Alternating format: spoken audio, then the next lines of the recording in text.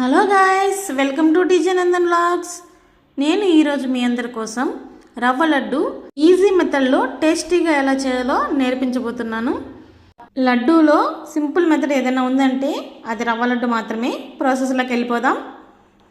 ముందుగా ప్యాన్లో హోమ్మేడ్ గీ వేసుకొని రవ్వ కొంచెం కొంచెంగా యాడ్ చేసుకుంటూ ఇలా లైట్ బ్రౌన్ కలర్ వచ్చేదాకా ఫ్రై చేసుకోవాలి.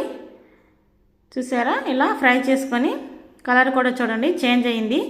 నేనైతే 2 గ్లాసెస్ రవ్వ అయితే ఇలా ఫ్రై చేసుకొని పక్కన పెట్టుకున్నాను.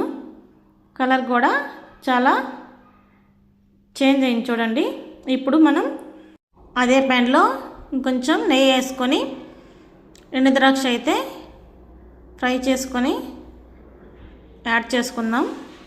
ఇలా డ్రై ఫ్రూట్స్ నెయ్యిలో వేయించుకొని వేసుకోండి, స్మెల్ బాగుంటుంది. నెక్స్ట్ అందులోనే జీడిపప్పు కూడా ఫ్రై చేసుకొని ఇలా ఎండు ద్రాక్ష జీడిపప్పు 2 విడివిడిగా ఫ్రై చేసుకొని యాడ్ చేసుకోవాలి.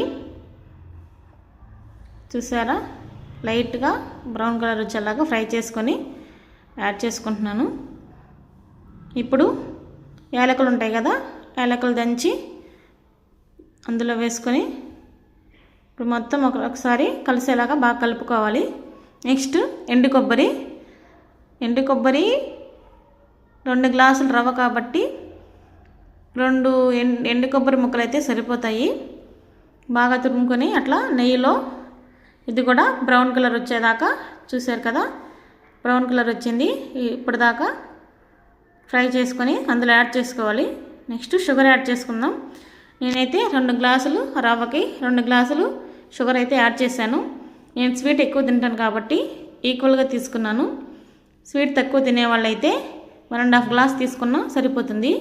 ఇప్పుడైతే పాలు వేడి చేసుకొని తీసుకొని చూసారు కదా, అంతా షుగరు మనం వేసుకున్న ప్రోడక్ట్స్ అన్నీ బాగా కలిసేలాగా కలుపుకొని వేడివేడి పాలు అయితే అందులో పోసుకొని చూస్తున్నారు కదా అలా కలుపుకోవాలి.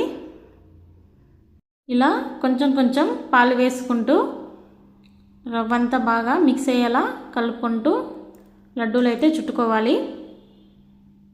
చూడండి రెడీగా ఉంటుంది కదా, చూస్తున్నారా ఎలా చుట్టుకోవాలో లడ్డూలు చూడండి.